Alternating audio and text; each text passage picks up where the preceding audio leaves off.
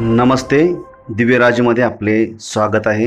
पाहूया आजची ठळक घडामोडी. नंतरची एक पहिली बैठक आहे. आपण सर्वांनी फार मोठ्या संख्येने इथे उपस्थित राहायला मला खूप अभिमान वाटला आहे.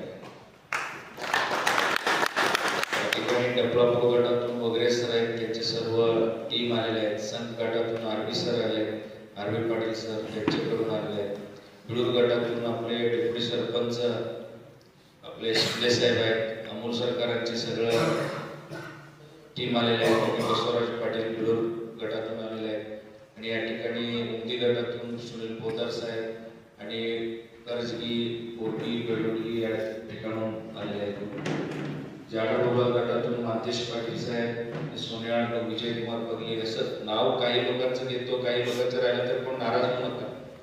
या ठिकाणी उच्चली गटातून सोडीचे सरपंच आहेत, भोजनवाडीचे टीम आहेत. सगळे बऱ्यापैकी या ठिकाणी डबलापूर, उचंडी, जत शहरातून नगरसेवक सगळे आपले कत्ती सोकार, किरणदादा विचरगी सगळे लोक आलेले आहेत. या ठिकाणी जत तालुक्यातून शेगाव गटातून तिथं कुंभारीमधून अनेक माळी साहेब आलेले आहेत.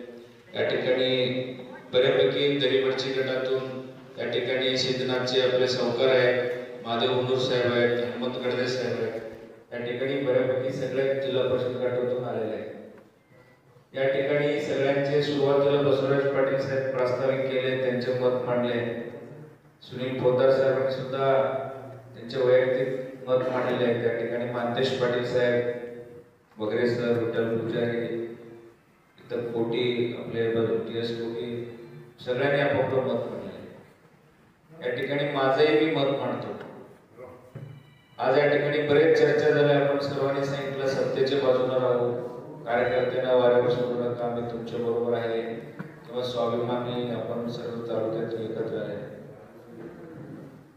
या ठिकाणी मी एक महत्वाचा विषय सांगणार आहे. जरा पुन्हा माध्यमाकडे बसतो. या ठिकाणी विधानसभा इलेक्शनच्या आधी भारतीय जनता पक्षाचं सर आपण काम करत होतो.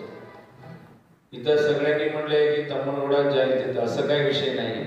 या ठिकाणी माझ्यापेक्षा सिनियर वगैरे सर आहेत, आरबी सर माझ्यापेक्षा वयाने मोठे आहेत. इथं आपले उमराणीचे डेप्युटी साहेब आहेत, माझ्यापेक्षा अनुभव आहे. सगळे मानतेश पाटील साहेब माझ्यापेक्षा वयाने मोठे आहेत. इथं या ठिकाणी हल्ली मामा आहेत, तानाजी पाटील आहेत, सगळे माझ्यापेक्षा वयाने मोठे आहेत. आता मीच नेता असं मी कधी समजत नाही. तुमच्या सर्वांच्या आशीर्वादानं तुम्ही एवढं विधानसभा लढणे इतपत आम्हाला ताकद दिली.